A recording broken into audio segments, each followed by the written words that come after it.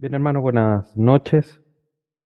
Un gusto de saludarles. Les voy a invitar que incline su rostro. Vamos a orar para iniciar la sesión del día de hoy.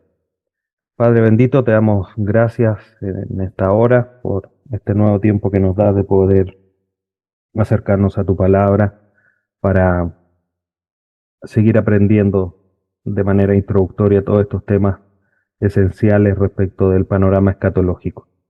Te rogamos que tú abras nuestra mente, nuestro entendimiento, podamos comprender tu palabra o el tema que estaremos analizando el día de hoy, para que de esta manera, Padre Santo, podamos ir sentando las bases de una comprensión mucho más profunda de los sucesos que van a ocurrir al final de los tiempos.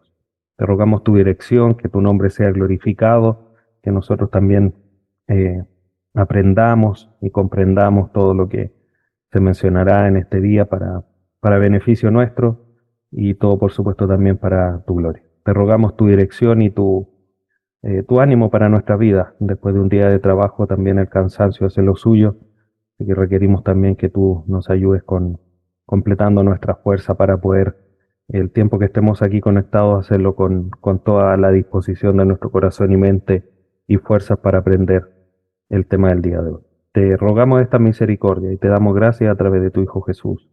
Amén. Bien, hermanos, el día de hoy vamos con nuestra sesión número 3 ya de nuestro estudio bíblico Panorama Escatológico, una introducción a la escatología. El día de hoy vamos a estar tocando un tema que sin lugar a duda es un tema también importante como base, como introductorio. Todos estos primeros 4 o 5 temas que vamos a estar tocando son introductorios para después ya volcarnos de lleno al análisis de los distintos eventos que nos relata la palabra de Dios, principalmente en el libro de Apocalipsis. Entonces, hoy día vamos a estar viendo un tema que es relevante para tenerlo en cuenta, ¿ya? A modo de introducción, quiero que pongamos nuestra vista en el siguiente versículo, porque el versículo que vamos a leer y que ustedes están viendo en pantalla es un versículo que nos muestra eh, y nos sienta la base de lo que es eh, el entendimiento que nosotros debemos de tener de la relación que tiene Israel con la iglesia. Israel y la iglesia es uno solo. Israel es la iglesia es la continuación de Israel. Israel es completamente distinto a la iglesia. Y si a lo mejor este tema quizás no es un tema que quizás nos hayamos preguntado en algún momento, es un tema importante en cómo nosotros debemos comprender la, los eventos o las profecías de los finales de los tiempos. ¿Ya? Entonces, Deuteronomio 7:6 nos sienta esta como base respecto de Israel. Deuteronomio dice, porque tú eres pueblo santo para el Señor tu Dios te ha escogido para ser pueblo suyo de entre todos los pueblos que están sobre la superficie de la tierra.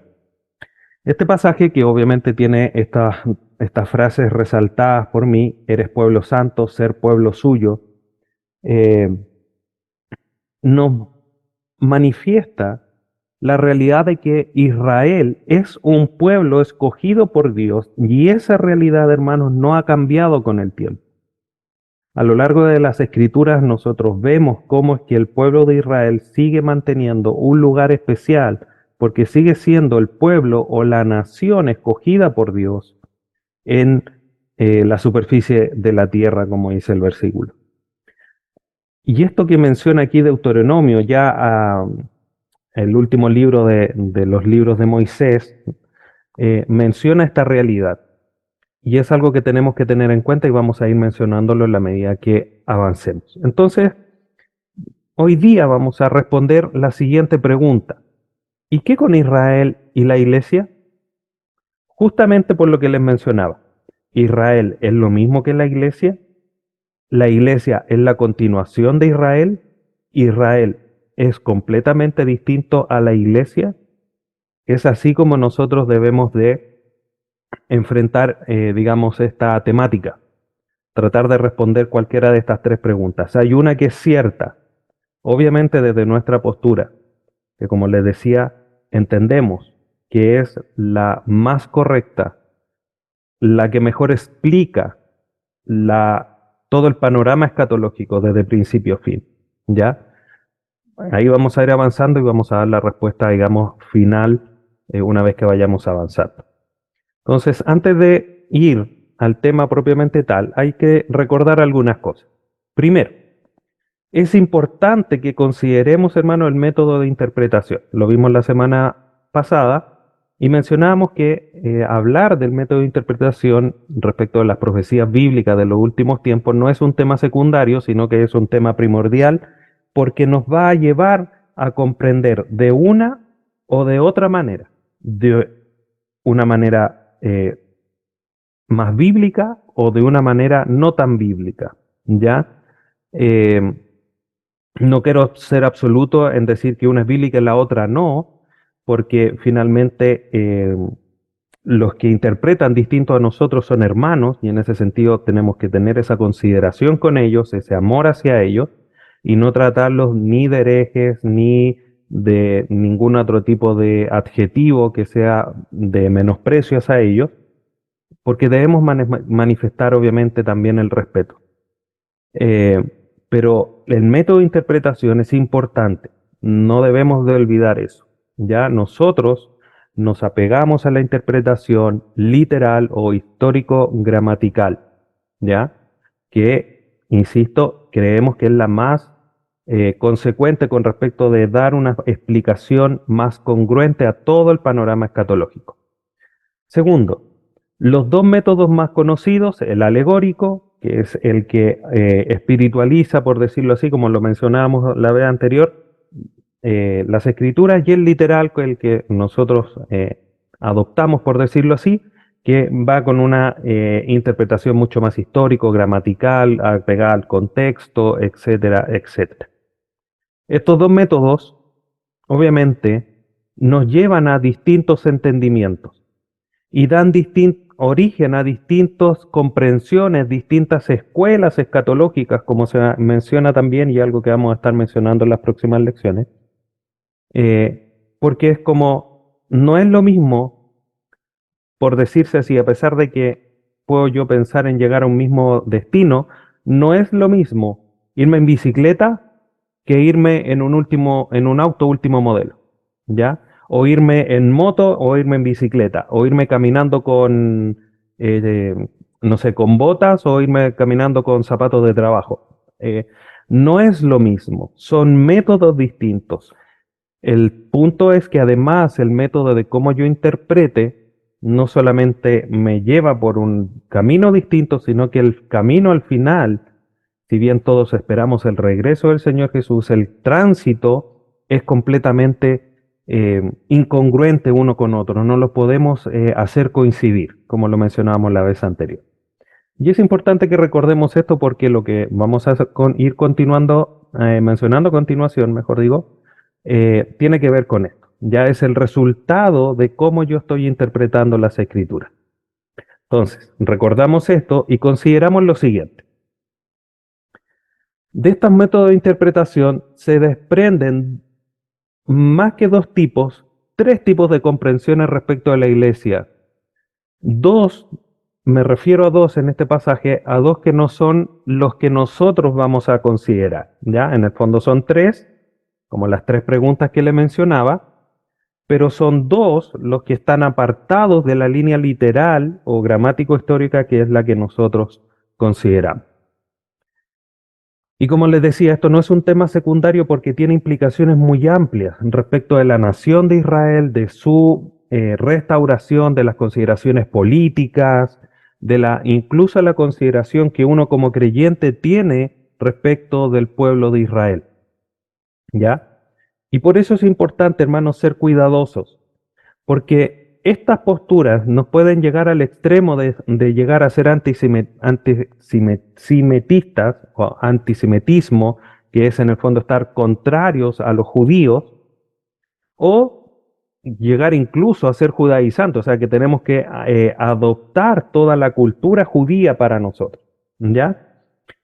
Eh, por lo tanto, por esa razón, este tema de qué sucede con Israel y la iglesia es un tema primordial para tener un correcto entendimiento de la posición delante de Dios que tiene Israel y que tiene la iglesia. Considerando esto, tenemos dos comprensiones, como dice el punto número 1. Por un lado, tenemos la teoría del reemplazo o de la sustitución, y por otro lado, que caminan de cierta manera juntos, también está la teología del pacto. Son dos cosas distintas y que abordan esta relación de la iglesia con Israel de una manera distinta. ¿Ya? ¿Qué es lo que dice la teoría del reemplazo?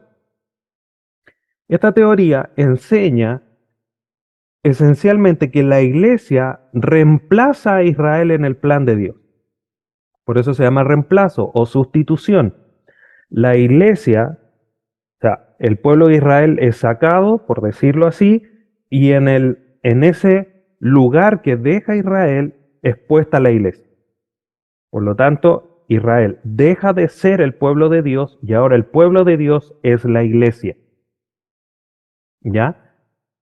Dicho de otra manera, los que abrazan esta teoría creen que los judíos ya no son el pueblo de Dios y ahora los planes que Dios tiene están en base a la iglesia. ¿Ya? Y que obviamente el pueblo de Israel, como ya fue desechado, ya no hay planes con ellos, no hay planes futuros con ellos.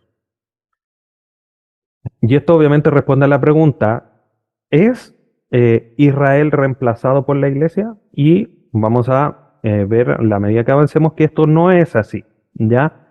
Y la iglesia no reemplaza a Israel, ¿ya? Lo que sucede, lo que creen acá, es que las promesas hechas a Israel se cumplen con la iglesia, ¿ya? Y lo que tienen que hacer para poder justificar esto es que alegorizan o espiritualizan todas las promesas de restauración que Dios le dio a Israel, que vamos a estar revisando algunas en un momento, porque es de alguna manera el punto esencial de cómo debemos considerar a la nación de Israel. Entonces, primer punto, la teoría del reemplazo nos dice que la iglesia reemplaza a Israel. Por lo tanto, alegoriza la escritura, por lo tanto, está apegada a la interpretación alegórica, ¿ya? Porque alegoriza las escrituras para poder tratar de acomodar, por decirlo así, las promesas, las palabras de Dios respecto de Israel, diciendo que se cumplen con la iglesia, ¿ya? Por otro lado, como les decía, tenemos la teología del pacto. La teología del pacto, lo que sucede con ellos es que miran las escrituras desde un punto de vista de los pactos, por eso se llama teología del pacto. Y para ellos, este punto de vista, que no voy a entrar a definirlo de una manera más profunda por un tema de tiempo, ¿no? Porque así como lo veíamos la semana anterior, si habláramos mucho de respecto del método de interpretación alegórico, tendríamos que tener una o dos clases en particular solo de ello, y no es el propósito de este curso. Solo mencionar que ellos miran las escrituras, el desarrollo de las escrituras, a la vista habitual de dos pactos, así en general, muy en superficial. El pacto, digamos, antiguo antes de Cristo y el pacto de gracia, pero todos los que creen en el Señor Jesús forman parte del pacto de gracia, ¿ya?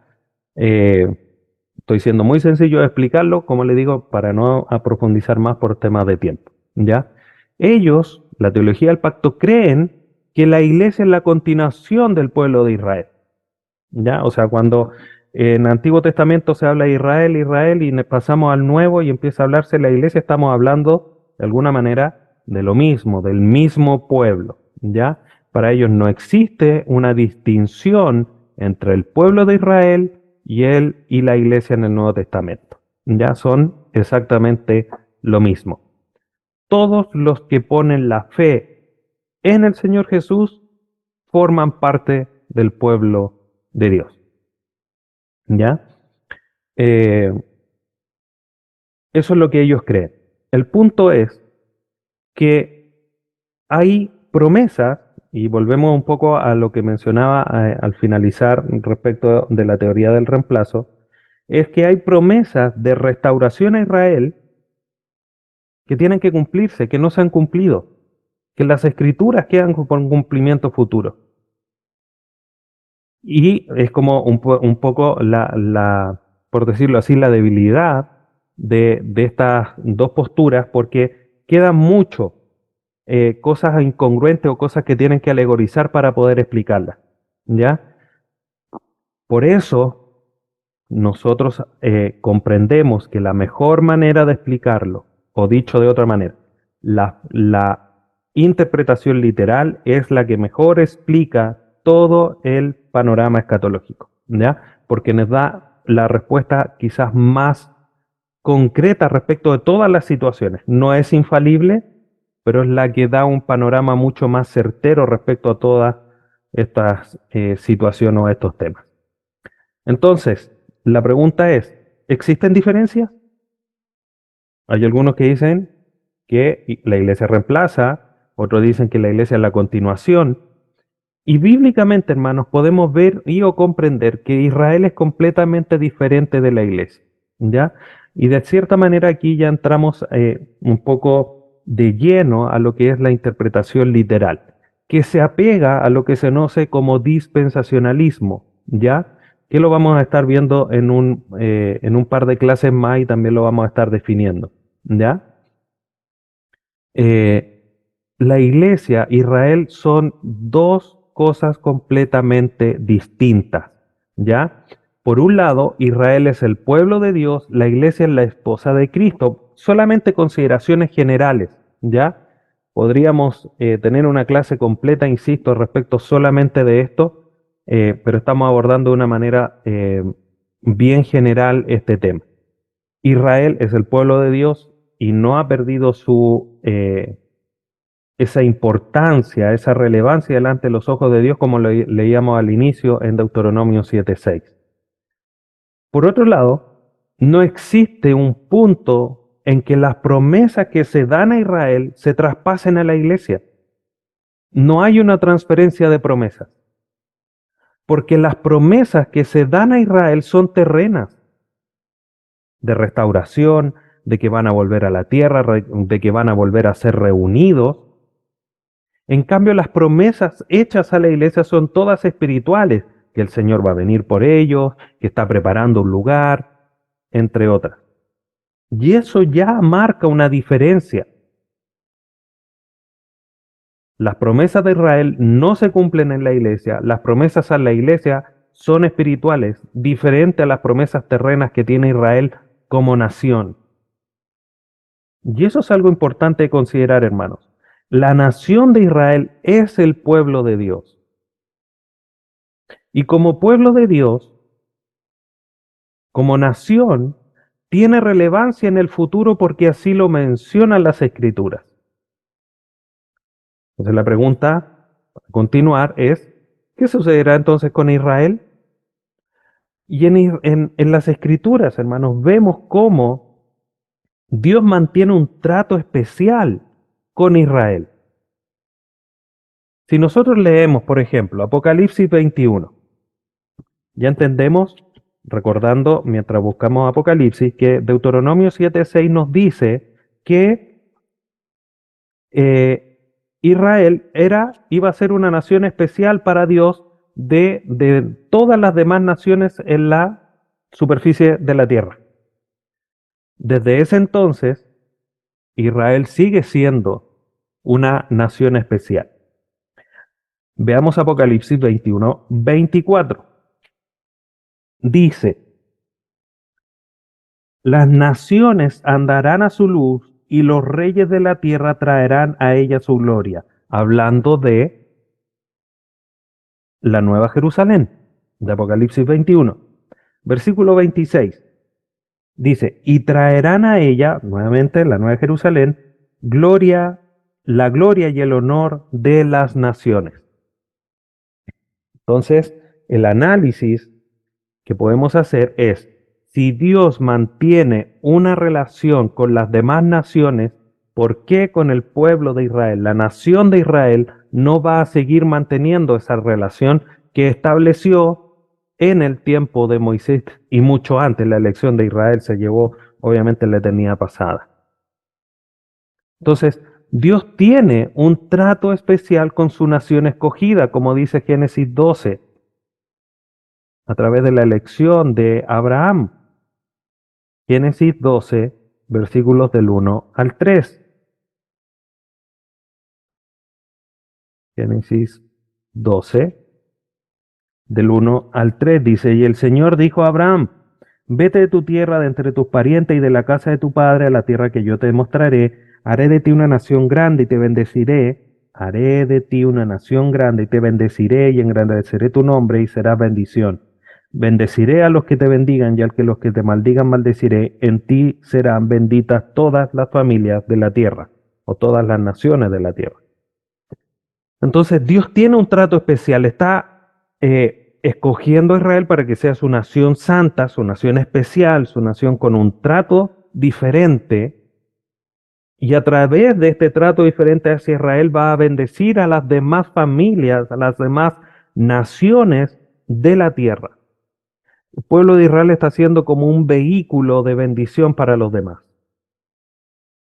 Dentro de esto podemos sumar cómo es que el pueblo de Israel, a pesar de ser perseguido, a pesar de de haber desaparecido de cierta manera de la faz de la historia, hace no tantos años atrás, estamos hablando allá por el año 1940, 50 aproximadamente, se reconoce a Israel como una nación. O sea, estamos hablando que casi 2000 años pasan para que Israel vuelva a ser considerada una nación. O sea, ¿por qué Israel, después de todo ese tiempo, en vez de haber desaparecido, si es que Dios lo hubiese rechazado, hubiese prescindido de ella, la nación de Israel vuelve a florecer? Y es una nación con una tecnología, con un desarrollo que muchas naciones envidiarían. Y es un polo de mucha pelea, por decirlo así, de muchas batallas, de mucha guerra, porque muchos están contrarios a ello y es cosa de ver las noticias. Entonces, Dios sigue manteniendo un trato con ellos. Si Dios lo hubiese desechado, obviamente en el año 1900, si no me equivoco, 47 de manera específica, el pueblo de la nación de Israel no hubiese sido vuelta a considerar como una nación. Y se hubiese perdido en el espacio, en el fondo, entre medio de las demás naciones. Dios tiene un trato especial con su nación escogida. Christopher Wright comenta respecto a esto y dice, Israel como pueblo fue llamado a existir debido a la misión divina de bendecir a las naciones y restaurar la creación de Dios. Como lo leímos aquí en Génesis 12 del 1 al 3. A Israel, hermanos, desde un principio, Dios le prometió restauración. Y esa restauración no ha sido completa. Hay varios pasajes, pero vamos a Deuteronomio 30. Al finalizar el libro de Moisés, se escribe este pasaje con un potente mensaje, un potente llamado, una potente promesa de restauración al pueblo de Israel. Mire lo que dice, vamos a leer, pues, en Deuteronomio 30 del 1 al 6. Y sucederá que cuando todas estas cosas hayan venido sobre ti, la bendición y la maldición que he puesto delante de ti, y tú las recuerdes en todas las naciones a donde el Señor tu Dios te haya desterrado, y vuelvas al Señor tu Dios, y tú y tus hijos, y le obedezcas con todo tu corazón y con toda tu alma, conforme a todo lo que yo te ordeno hoy, entonces el Señor tu Dios te hará volver de tu cautividad y tendrá compasión de ti y te recogerá de nuevo de entre todos los pueblos a donde el Señor tu Dios te haya dispersado. Si tus desterrados están en los confines de la tierra, de allí el Señor tu Dios te recogerá y de allí te hará volver. Y el Señor tu Dios te llevará a la tierra que tus padres poseyeron, y tú la poseerás, y Él te prosperará y te multiplicará más que a tus padres. Esta promesa, hermanos, aún no se ha cumplido. Muchos, de hecho, cuando uno lee o escucha las noticias, con las cuales hay que ser cuidadoso de cómo interpretarlas, hablan de que se ha estado notando en los últimos tiempos un regreso continuo y en mayor escala de israelitas que viven en otros lugares del mundo hacia el propio Israel. Y eso obviamente de alguna manera nos debe llamar la atención. No debemos interpretar la escritura a la luz de los hechos, sino que los hechos a la luz de la escritura. Y por lo menos nos debe llamar la atención de cómo es que el Señor dice aquí que recogerá de nuevo de entre todos los pueblos a donde el Señor tu Dios te haya dispersado. Ezequiel 36, Jeremías 30, Hechos, Romanos capítulos 9 al 11, nos manifiestan esta realidad de cómo el pueblo de Israel va a ser restaurado. Jeremías, Ezequiel nos habla de que va a ser restaurado tanto física como espiritualmente, porque va a haber un cambio en su corazón. Van a volver a la nación, a la tierra que sus padres poseyeron, pero también ellos van a creer en su corazón. Por lo tanto, hay una restauración tanto física como espiritual. Esa restauración no se ha hecho y esa restauración tampoco se lleva a cabo a través de la iglesia. No se transfiere esta promesa de restauración a la iglesia porque la iglesia no tiene potestad eh, respecto de algún pedazo de tierra, por decirlo así, o algún terreno en específico, porque la iglesia tiene promesas espirituales. Leo el último pasaje, Apocalipsis 7, del 4 al 8. Ustedes después pueden leer todos los demás. En Apocalipsis 7, del 4 al 8 dice, y oí el número de los que fueron sellados, 144,000 sellados, de todas las tribus de los israelitas. De la tribu de Judá fueron sellados 12,000, de la tribu de Rubén 12,000, de la tribu de Gad 12,000, de los tribus de Aser 12,000, de la tribu de Neftalí 12,000, de la tribu de Manasés 12,000, de la tribu de Simeón 12,000, de la tribu de Leví 12,000, de la tribu de Isaacar 12,000, de la tribu de Zabulón 12,000, de la tribu de José 12,000 y de la tribu de Jamín fueron sellados 12,000. Suena casi como un trabalengua. Pero notemos, hermanos, tiempo final. Y se escoge a 12,000, número no menor, a 12,000 de cada una de las tribus de Israel. ¿Cómo es que llegando a Apocalipsis 7, estos famosos 144,000 que en su momento vamos a estudiar, son escogidos de las 12 tribus de Israel? Si Israel fue desechado, el pueblo, la nación de Israel, tiene un propósito escatológico futuro. Además de la bendecir a todas las demás naciones de la tierra, como lo veíamos en Génesis 12.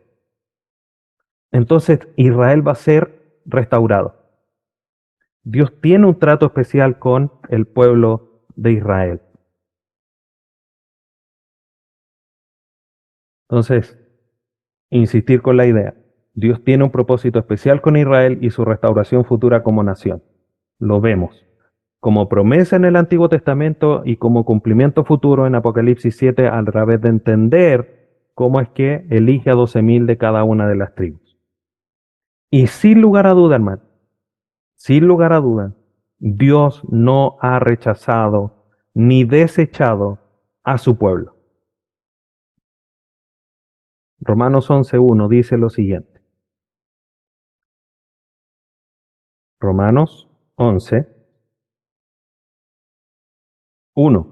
Digo entonces, ¿acaso ha desechado Dios a su pueblo? De ningún modo. ¿Ha desechado Dios a su pueblo? De ningún modo. Dios no ha desechado a su pueblo, hermano. La iglesia no reemplaza a Israel. Todo lo que acabamos de ver y que puse énfasis con respecto a la restauración es una de las manifestaciones quizás más claras respecto de que Israel no ha sido desechado y va a ser restaurado. Y que la iglesia no cumple eh, con esos requisitos, por decirlo así, de que se le hayan traspasado a ella estas promesas, o esta promesa en particular. Pueden haber varias más, por supuesto. ¿La iglesia reemplaza a Israel? No. Categóricamente lo vemos así en las escrituras. ¿La iglesia es la continuación de Israel? Tampoco. Porque volvemos a lo mismo. ¿Dónde quedan estas promesas de restauración? Nosotros, hermanos, creemos que Israel es el pueblo, la nación santa de Dios, que es completamente distinta a la iglesia fundada por el Señor Jesucristo, como dice el Evangelio por Mateo. Yo edificaré a mi iglesia.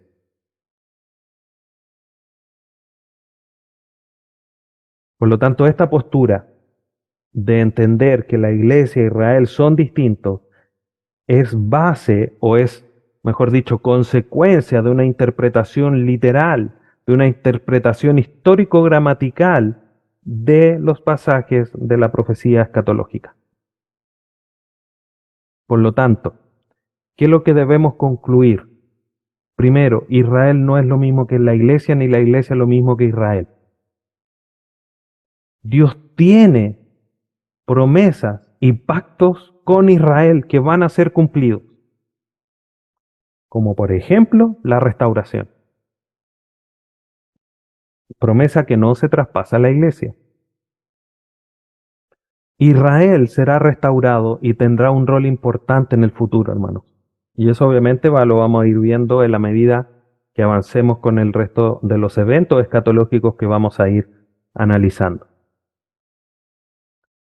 Y por último, hermanos, debemos armar balanceadamente a Israel, porque es el pueblo de Dios. No debemos levantarnos como antijudíos. No, es que los judíos mataron al Señor Jesús. Los no creyentes, muchos se convirtieron. Hasta eso llegó la dureza de su corazón. Pero eso fue utilizado por Dios para cumplir el propósito. Pero tampoco llegar, como le sucedía a algunas iglesias que batallaron, por ejemplo los Gálatas, que empezaron a caer en las manos de los judaizantes. Hoy día hay un movimiento que también promueve que las iglesias se judaicen, por decirlo así, de que hay que hacer todo lo que los judíos tenían que hacer. No, hermano. No tenemos que hacer las cosas que los judíos hacen, pero tampoco tenemos que odiar a los israelitas. Los israelitas son el pueblo de Dios y debemos amarlos, llorar por ellos para que se conviertan, para que Dios cumpla sus propósitos con ellos. Amarlos balanceadamente. Hermanos, espero que esta visión general de cuál es la relación de Israel con la iglesia les ayude a ir comprendiendo. Obviamente, estos temas tenemos que ir uniéndolos con los temas posteriores que vamos a ir analizando. No son temas que son una isla, sino que son parte de una cadena, eslabones que debemos de ir uniendo para tener una mejor comprensión de todos los eventos escatológicos que vamos a ir analizando próximamente. Que Dios les guarde, Dios les ayude a ir comprendiendo toda esta realidad. Hermano, te invito a que inclines tu rostro y lloremos para concluir la sesión de hoy. Padre bendito, te damos gracias. Gracias porque a través de tu palabra comprendemos cómo tú mantienes un trato especial con aquel pueblo que tú escogiste, la nación de Israel. Gracias porque podemos comprenderlo. Gracias porque tú también has escogido a la iglesia. a los gentiles para que creyeran a través de tu Hijo Jesús en ti, en el sacrificio de Él, para llegar a ser salvos. Te damos gracias por poder comprender esta realidad y te rogamos que nos ayudes para poder poner en el lugar preciso, en esta cadena de eslabones que debemos ir armando para comprender mejor el panorama escatológico que tú nos has revelado a través de tu palabra. Ayúdanos, Padre Santo, y sigue animándonos para comprender todas estas verdades, para que tu nombre sea exaltado, para que tu nombre sea puesto en alto en medio de nosotros. Te agradecemos por este tiempo y por este estudio. A través de tu Hijo Jesús lo hacemos para tu gloria. Amén.